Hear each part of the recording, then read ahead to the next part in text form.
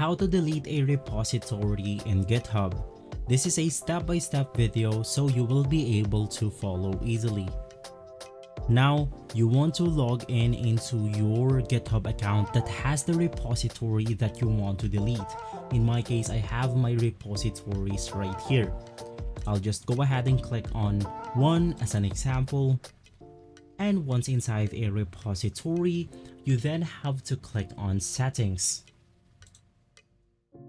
From here, scroll all the way down to the danger zone, and you can then go ahead and see an option called delete this repository.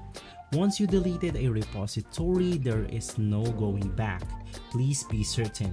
Just go ahead and click on delete this repository, confirm the pop-up menu, and from here you have to click on I have read and understand this effects. And from here, all you have to do is to type your username and the name of repository. Right after that, click on delete this repository and you should be good to go. So if this video has been helpful for you, please consider by liking and subscribing. I'll make sure to see you on the next one. Thank you.